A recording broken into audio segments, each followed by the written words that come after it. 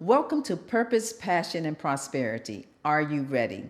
Today we're joined by Tawanda Thomas, and I'm so grateful to have you here. I'm happy to be here. Thanks for having me. No, thanks for coming. I'm telling you. I want to tell you guys a little bit about Tawanda. I mean, it's a lot to tell you right here, but I need you to listen. I need you to understand who we are talking to today. Tawanda Thomas, she's an accomplished professional and a proud former resident of Baltimore, Maryland, with a strong connection to the district where her family has thrived since her youngest son enrollment at the Catholic University 5 years ago. Her journey in real estate began at Baltimore Polytechnic Institute. That's against the other city school? Yes. Okay. Mm-hmm. Where she cultivated a passion that led to distinguished educational background. Tawanda holds an associate's degree in paralegal studies with a concentration in corporate law from BCCC, a bachelor's degree in business administration from the University of Baltimore, and a prestigious master's degree in real estate development from Johns Hopkins University. With an extensive career spanning law, lending, and sales within the real estate sector, Tawanda, alongside her husband, established the Bex Group. This distinguished real estate sales team caters to clientele across Pennsylvania, Maryland, D.C., Virginia, and Georgia. Boasting over 30 years of combined expertise, Tawanda has expanded her business to meet the diverse needs of their discerning clients. She and her team have consistently been number one. Did you hear me? Consistently been number one in their region for units sold, gross commissions, top all around the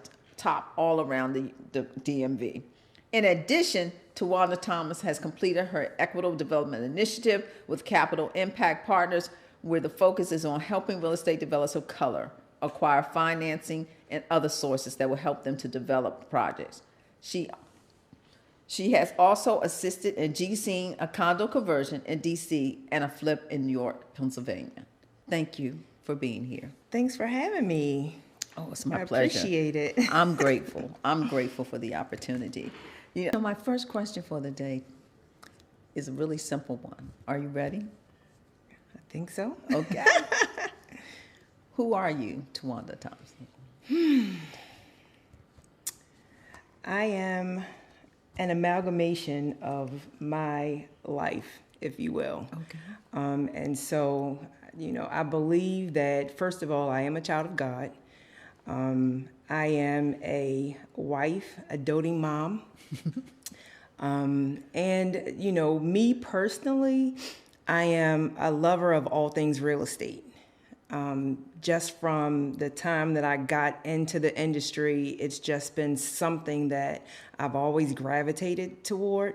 I believe so. I believe so. I mean, from the down and dirty to sitting in a conference room trying to get a loan approved with the president of the bank, Got it. I received it. Yeah. So if you had to say what was your favorite thing about real estate, if you had to line it up, what would be your first thing? Like if you could really do the one thing in real estate, what would it be? So the one thing, if I could really do it, I would do construction. Okay. The thing that I love the most are contracts. Okay. I love the legal end of it all. Okay. Did not pursue a law degree, but that was definitely top on my list. In real estate, doing contracts, and because I'm in real estate, I hate that part. So hey, I'm glad someone loves contracts. Awesome. Let me ask you this: what made you want to pursue real estate? Like, how did you fall into it? How did you? Honestly, I know it sounds a little cheesy, but it all started when I was little. Okay. I didn't think I was mouthy, but apparently I was.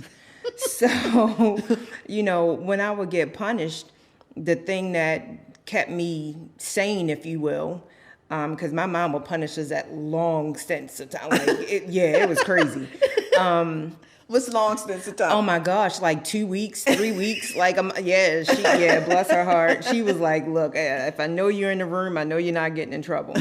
But what I used to do back then is I had Legos, I had Lincoln Logs, and I had paper and color pencils. And so I would build things with my Legos and my Lincoln Logs, and I would draw strip centers. I would draw like apartment buildings and little towns and all of that. And so I think that's where it all came from. How old were you think about when those things start to come Oh to gosh, that was elementary school. I was probably like in 3rd grade, 4th grade. you?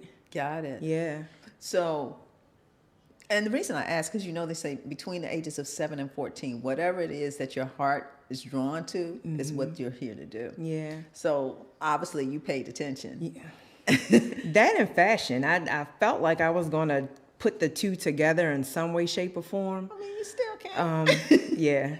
You still can. I mean, Right. you got your jazzy pants on here and everything. Yes, you did. Absolutely. I'm going to have to call these my jazzy pants. I like them. That's cute. Really. So, in terms of that, let me ask you, if you could put them together, you're going to build a nice retail center, have your fashion shop here, and then your nice building here. Would that be something you would have? Definitely. One of the things I think that really kind of pushed me towards that whole concept when I got older is when I was a underwriter at First Mariner Bank, and I underwrote a project for Lorton Town Center for the Kettler brothers. And they did a lifestyle center, similar to like almost a scaled down Columbia, Maryland, if you will. And I said, when I saw that, I was like, that's what I want to do. I want to do that again. I want to build a strip center. I did want to have like a little boutique or something like that because my mom does some things too. And I said, if I do that, then I can get young ladies to come in. I can teach them some etiquette, not necessarily how to dress because everybody has their own style, but at least how to put it together nice and neat and professional. So, in doing real estate, you decided that you, as you said earlier, construction is your first thing, contracts is your second thing. If you had a building that you could build right now, you would build it. Would you build the building to be modern, or would you build it to be the architecture of? So what I'm trying to get to is like, what style of building would you want to do? If you could build anything you wanted, would it be a modern feel, historic feel? Man, that's a little tough because it all depends on where, right? You know, it has to fit in with the aesthetic of the community. I don't want to say modern because I think that can kind of go out of style. So it would have to be a sustainable building. As far as the exterior is concerned, I would really try to model it after what's already there, unless, sorry, small town people. Those main streets, I can't do the main street type of aesthetic. That I would want to kind of modernize it a little bit. It's too... Yeah, like I'm a big fan of Andy Griffith, back with Mayberry and all of that. I'm just not going to do, That's not going to feel his I'm sound. not going to do that. So, I got it. Do you feel that you are living in your purpose? I do. And I believe that I am because of what I'm doing right now, which is running the real estate team. And I had to tell my husband that, sorry, men, we needed women. Like it needed to be young women who were hungry, who were go-getters, who just needed not necessarily the motivation, but just the information, if you will, to be able to make informed decisions about the type of profession that they wanted to be in. And so being able to be there for them and help them and guide them is where I believe I'm supposed to be right now. Awesome. Let me ask you, at a young age, you got married. I'm going back. Do you have to say it like that? No, you know what? Sorry, Tony. I didn't mean nothing by it. I didn't mean anything by it. I didn't. But getting married at a young age and wanting to have a career and have children, like, were there times you felt like, am I doing the right thing? Like, did I make the right decisions? And this is no slight to your family or anything. Just sometimes as women, we do things because society tells us we should do it. And so I'm just asking, is that something that you felt maybe sometimes you would have been further along? No, you know what is weird? I felt like I stopped my husband from doing what he wanted to do. He's always been a cheerleader of mine. So whatever I wanted to do, he was there. Like I said, I loved fashion. He said, go move to New York. I'll take care of the kids. We'll get you an apartment. You can go to Parsons or the Fashion Institute, and we'll come visit you on the weekends. You married the right man. Right. Yeah, it's a blessing, Yes. right? Because you just never know. Like, Right. we met in high school. And so, yeah, I never felt like that. But I will say, just kind of going along that vein of that question, as time went on, I never felt held back by that, but I felt that I kind of lost myself in the role of being a wife and a mom. So, you know, even though, and don't take this the wrong way, like, oh, she was allowed to, but even though I was allowed to pursue different loves, if you will, different passions, different wants, and in some instances needs, I still felt like at times, I don't know, that I probably could have been further than where I am, but that was a decision that I made. And, you know, consequences, good or bad. I think, again, to your point that you made, I at least married right. You know, so whatever passions that I did have, if I voiced them, they were welcomed. And, you know, yeah, he was behind me all the way. So I ask that question because oftentimes I believe we're here to serve a purpose, and we're here to do something specifically. Now, whether we get to it sooner or later, it's whatever door we walk through that takes us to that path. Yeah. So I guess I would say to you that, I mean, you really still have it all. You know? Yeah. You know, one of the things that I think about within that question too is that, you know, taking on those roles, because the first question was like, who is Tawanda, if I'm not mistaken? Right. You fall into those roles, like I said, into a wife and into a mother. And oftentimes you start to lose who you are. And so you start to forget your passion as well. And then sometimes you think about that passion, like, is it really a passion, or is it me just trying to get out of something? Like, do I feel like I left me behind? So trying to revisit that old thing, you know, is that really a passion, or am I just trying to be somebody other than a wife and a mom? So does age restrict you in your mind for whatever it is you want to do? Because, you know, as we get older, we feel like, well, I guess that's past. I can't do that now because I've gotten a certain age. And yeah, so yes. I will say that has come to mind a lot, especially just turning 50. I'm like, young and vibrant 50. Nobody would believe that. Go ahead. Young and vibrant. I'm like, Lord, I'm 50. A vibrant thing. Oh my goodness. As Q-Tip would say, that's a vibrant thing. Yeah, look, I'm gonna take it. You know, so I have at times felt like that. But I think what I love about real estate is that age really doesn't matter, right? That is something that you can just go and do for yourself, if you will. It's not like I'm going and sitting in front of somebody trying to get a job and ageism comes into play, right? You know, because they have somebody younger and they may accept less, you know. Exactly. So, yeah. So being 50, you've thought there are things that you probably can't pursue going forward. Like what, for example? I know it can't be fashion because you're sassy. So what else could it be?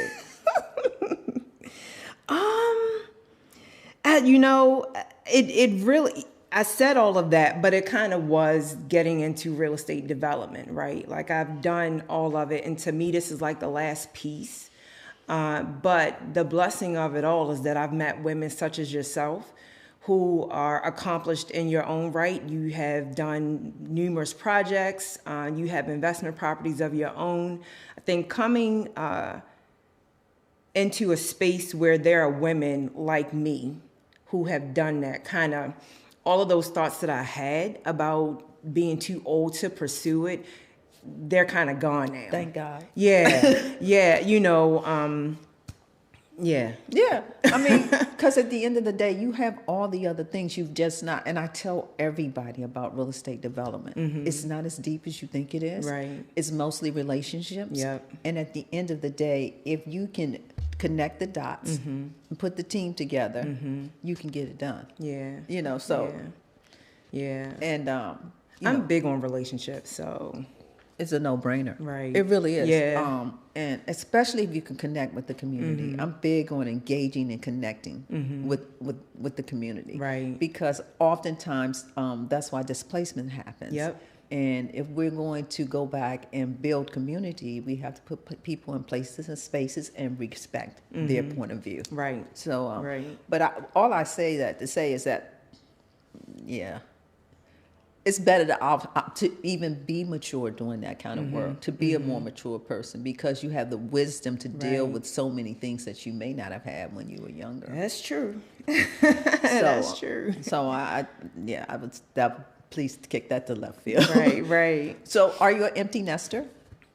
Oh, sometimes. Sometimes. Okay. So I do, my husband and I have 3 children. Our daughter will be 30 this year. Okay. She lives in Rochester, New York. Okay. Shout out to Tawanda Thomas, about to open her store. I'm so happy for her. Very cool. She has been a lover of books since she was little, and she's now opening her own bookstore. So I'm super proud of her. And we have 2 boys. One will be 28 and one will be 24. Okay.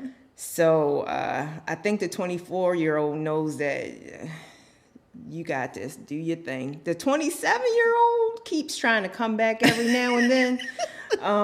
But I think he may have gotten the picture this last time too.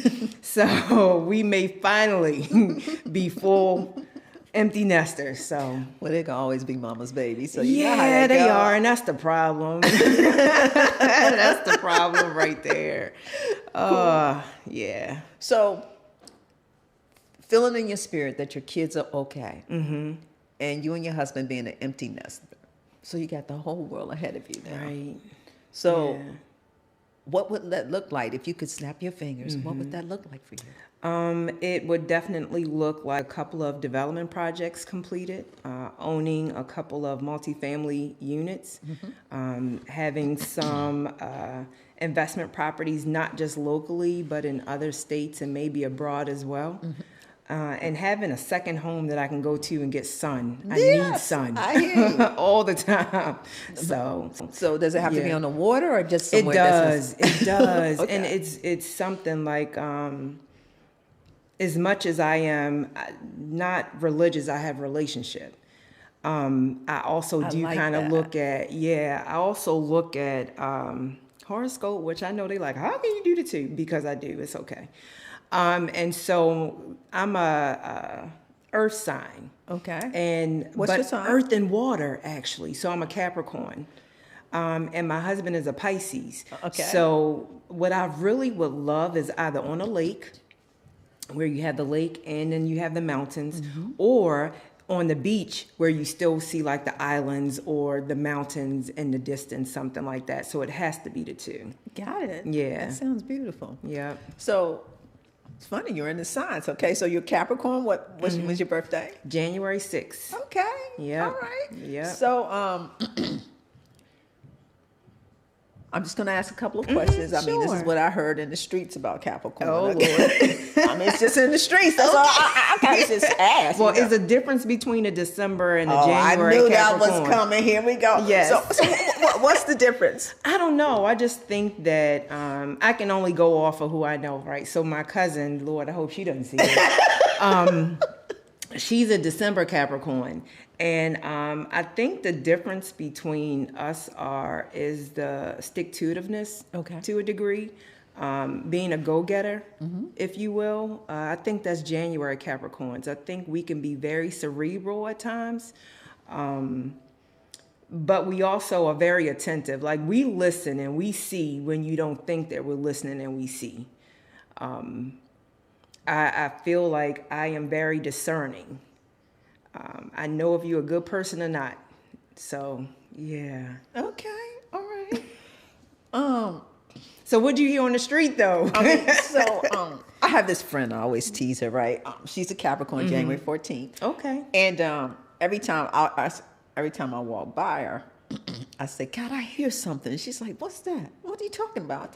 I said, something. I hear the eagle screaming because you ain't letting that dollar go. And she just, get out of here, because she's the most frugal. She's frugal person. She said, I'm not frugal. I just take care of my money. I was like, okay, I got it. All right. But a lot of them, I have a friend that I went to high school with, and she would go shopping and she would buy stuff. Then she get home and she said, I shouldn't have spent that. And she takes it back. And I'm like, yeah. Okay. I don't even leave the store with it. Yeah, like I'll walk around with it in my hand the whole time. And then I'm like, nope, put it on the rack and I'm out. Yeah. But one of the things my mom taught me, which I think helped me and my children, like, I do like to look nice, but I don't want to spend a lot on it. Right. So I'm going to find the highest price thing, and I don't know how I do it, but I will go to a clearance rack and I'll see something that's $300 that was $15. It's a deal, though. Yeah, from 3 to 15. Yeah. So I'm like, I'm going to get it, right? You know? Absolutely. So you have the patience. So I guess what? Nordstrom Rack and TJ Maxx. I'm looking through everything. All them. See, my nerves would be bad by the time I get out. Right? To just look. My cousin, she Ross is her favorite store. And she can go to that store. She can tell you the days that the stock is coming in. That's funny. Yeah, I used to be like that. I used to be like that. Okay, this is really a methodology to this kind of thing. Yeah. I'm going to tell you the secret, though. Like, the secret is to go to the higher end stores and go to their clearance rack. Okay. You know, oftentimes you may find something for $50, $30, $100 that was typically a couple of $100. Okay. You know, and you still walking out there with something that, you know. Was it really high? Yeah. Well, I'm going to go look at the $300 to $15 deal. I'm going to have to take your advice. Look, check out Bloomingdale's. I'm telling you, go to their clearance rack. Okay. All right. I got to pray before I go, because my patience. You know, and the worst you're gonna be sifting through some stuff, but I know it's I'm with you. I'm with you. So, what would you say that you're passionate about?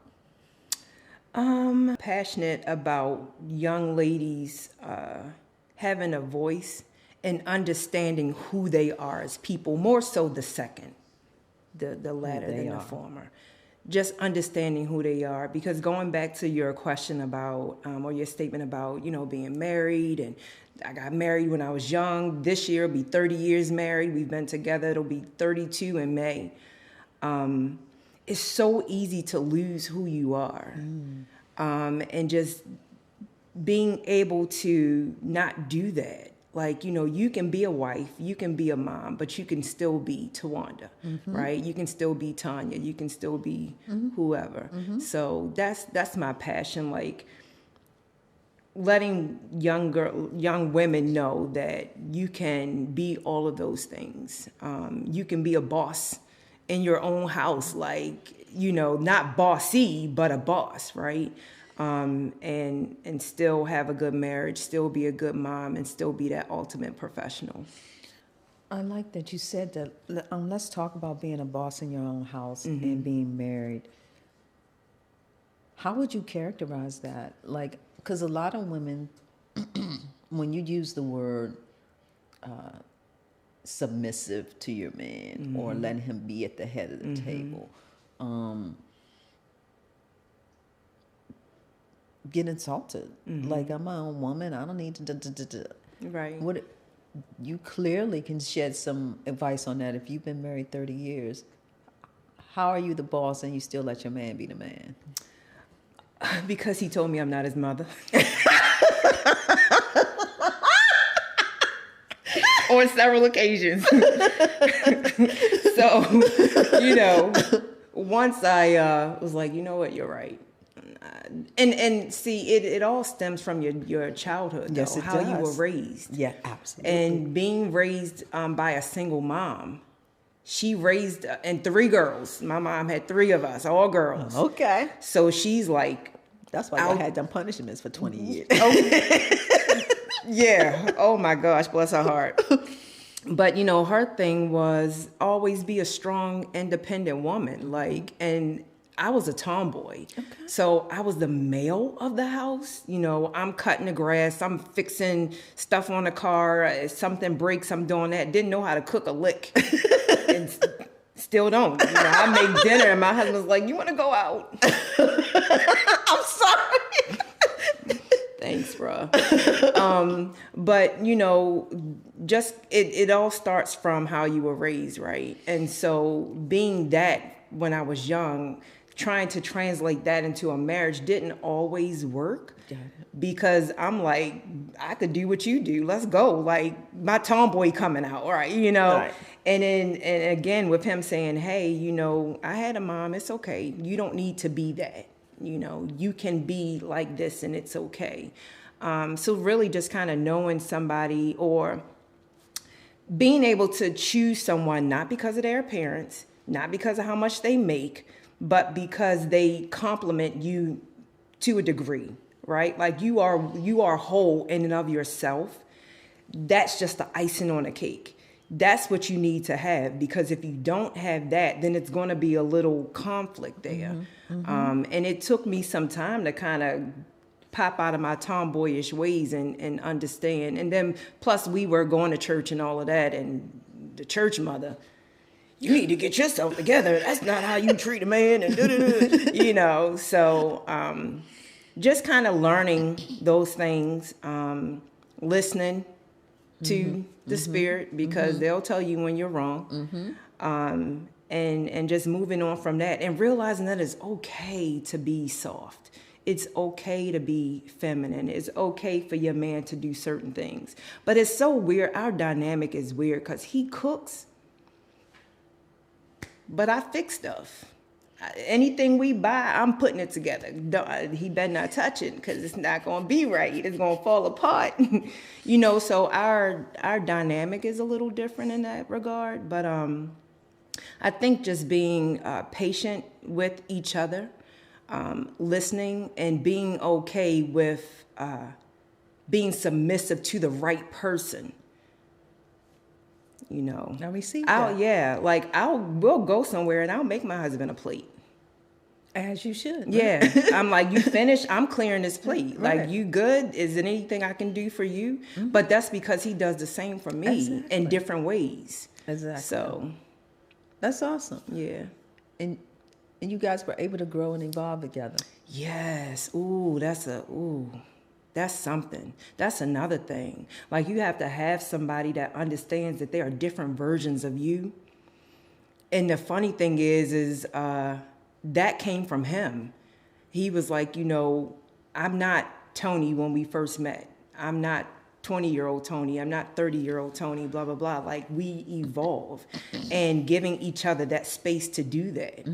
You know, he wanted to grow his hair out. I'm like, Lord, he's been bald forever, and I love bald head. And he used to have a goatee, and now he has a beard. I'm like, yes, and he wants to grow his hair out. And I'm like, oh, my gosh, when is this phase going to be over? But he needed that, right? I shaved all my hair off. It was bald, too, and he's like, you look beautiful, babe.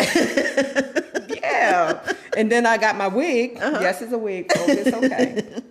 And he's like, oh, you look gorgeous. Did you really like that short hair? Which one is really the trip part? That part. But, you know, I don't know. I think if you want to be in a productive marriage, there has to be give and take. I think there is a way to be submissive to one another. And just be respectful. You know, be respectful. That's huge. Be respectful. Yeah, absolutely. Yeah. So my picture is gone, but I want to put a picture up here that I'm sure you guys have already seen. I want to share it.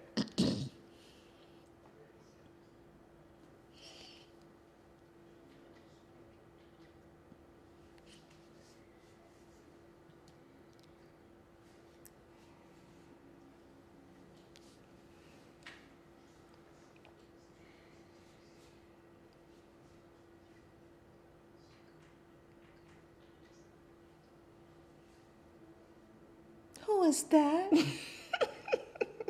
that baby girl right there? Oh, that's chunky little Tawanda. I love it. I love it. Aww. The reason why I wanted to put this up is because as we look at ourselves as a baby, what would you tell her now that you've come to this journey? I might need some tissue for this. Oh, man. That she is more than enough. And that she can do it. You know, one of the things that upset me with going through Johns Hopkins is I thought, affirmative action. Mm-hmm. I felt like I was there because of that. And it's like, Tawanda, but you went to Poly. You went to Chinquapin, because in mm-hmm. the city, it's Winston and Chinquapin. Got you. You going to one or the other. Mm-hmm. Like, you went to Chinquapin. You were in the gifted and talented program. You had a boss that told you you deserve to be here. You deserve to be at the table. And you don't get that from too many bosses, a white man at that. He was like, you deserve to be here. And I don't know. It's just something, I don't know what happened to make me feel like I just couldn't grasp things. But I would tell her that she is more than enough. Like, I was an overachiever. Mm-hmm. This is silly. So when I was at Poly, and then I wound up graduating from Western, one of the things that I used to do in the summer is I would go to the next grade I was going to, and if there was a class that I couldn't quite comprehend, I would ask the teacher for the textbook. And they were like, I'm not supposed to give this to you, please. I just want to go through it over the summer, so by the time I come back to school, I'm good. And they would give me the textbooks, and I would be studying over the summertime like some weirdo nerd, but I did. And it's just because I just never felt like I was, yeah. Mm-hmm. And it all happened in middle school, actually. That's where it happened. Oh, the inner child's coming out. Let's talk about it. Yeah, it happened in middle school because in elementary school, I didn't have to go to my classes because they wanted to take the test. You ace it, you good. Go help the kindergartners or something. But when I got to middle school, there were people smarter than me. Mm. And they were acing the test where I was getting C's, B minuses. Every now and then. It was rare because you couldn't bring a D, really a C in in the house. At least I couldn't. My sister could, I couldn't.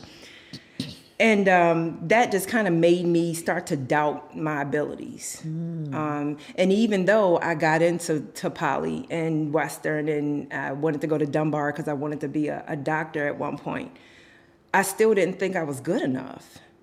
So I would tell her that she's good enough. Yeah. And that was what, second, third grade when these other students start to come in, they were acing and you were no longer the ace student? No, that was sixth grade. Sixth grade? Yeah, 6th, 7th, and 8th. 6th, 7th, and 8th. Yeah, middle school. So that's around, 12, 13? Yeah. And what would you tell her now? Besides, you're good enough. Because just because you weren't making A, B, and C anymore has nothing to do with who you are. So What would you tell her now? You still better get those A's and B's. I would. I'm just a stickler on just knowing your craft. That's fine. Understanding certain things, and if that's what was going to help me to be better at the next level, then figure it out. Like, it's okay. But I would tell her not to be hard on herself. Because you are good enough, no matter what. Exactly. Right? Exactly. Like, it's okay. You're not going to die. It's not the end of the world, And you did mention to me when we started it that you were one of God's children, and last I heard, he don't make anything. That's not part. So that part. I received that 100%. Mm-hmm. And in terms of prosperity, what's prosperity to you? Good health. Yes. that's first and foremost, you know, and that comes with age, right? Yes. You like, Lord, I just need to be healthy. I woke up this morning, my hip is hurting, my knee, I can walk, you know. Definitely good health.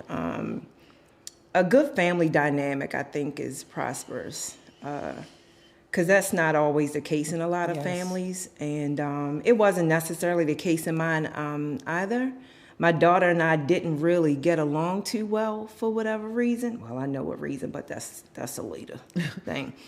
But that was family related too. Now we're like really good friends. But I think having a well-balanced, loving family is prosperous. That's prosperity to me. And then money, come on now. Okay. You know, I mean, I know people say, oh, well, you shouldn't. Well, I do. I was waiting for a Capricorn. I'm Yeah, sorry. like, I mean, I do, like, because I like doing stuff for people. I am a giver by nature. Don't take advantage of me, though, because I will cut you off quick. But I like stuff. I like going with places. I like doing stuff. I like buying stuff. So, yeah. Being able to do 80% that. off. Yeah, that part. Okay, yeah, I'm not buying full price. I don't do that. I don't do that. I got it. I got it. So, are you ready to be that real estate developer that's built out on Main Street, but not Main Street? Are you ready? I am. I've actually put a lot of things in place just this week to make that move. And then too, like, I look at my mom. She just retired. She's a giver as well, you know, helping the grandchildren, helping the children when needed. I want to be in that position as well. I don't like using the term legacy because I think it's been overused, but I do understand it. I would like to pass something down to my family, though. I received that. You know, I want them to be proud of who I am, and excuse me, and I guess the path that I laid for them. So, yeah. So, I look forward to you inviting me to the grand opening. Yes. And you having everything that you deserve, because when I first met you, I thought you were amazing. So let me say to you that please don't let that voice in the back of your head tell you, because that voice will talk you out of a lot of things. Yes. So please don't let that voice talk you out of anything going forward. Yeah. Yeah, you gotta say, "Oh, boo, you gotta sit back." Yeah. I tell them I have a name for my voice. I call her Ton. Ton, please. I'm not interested in your point of view today. Peace be with you. Okay. So I love that. truly push forward, because you definitely are ready. Yeah. I feel it. It's time. Yes. It's time. And don't let your age stop you. It's only a number. Yeah. Yeah. It's only a number, right? We're only as old as we feel. Exactly. Right? You know. Exactly. So that's true. So thank you again for coming. Thanks for having me. I really appreciate it. I mean, it wasn't that bad, was it? It was not. It was not. I mean, you know, I was sweating a little bit, but it was wonderful. Thank you so much. I really appreciate it. Thank you for taking the time. Yes. So the last thing I want to ask you, is there anything, I know that you said you were going to do a consultation, give away a free consultation in real estate. Right. So is that something that we can count on? Yeah. So, and it's twofold, right? So if somebody wants to actually do the sales side, they don't know if they want to buy or sell or invest or whatever, we can have a conversation about that. If somebody wants to get in the real estate business, then we can have a conversation about that as well. Because on the real estate sales side, I don't think people really understands like how in depth you have to go with that. Like, it's not HGTV. So sorry, but it's not. Right. And so I think just having a candid and frank conversation about it, if somebody wants to get into real estate, I'm definitely open and available for that. Awesome. So what we'll do is we'll have a link that you'll be able to directly connect to Tawanda and have everything that she there for you to see exactly what she's offering. Yes. Again, I want to thank you. Thank you. I Thank appreciate you for it. coming No to problem. the breakthrough to purpose, passion, and prosperity. Yes, my pleasure.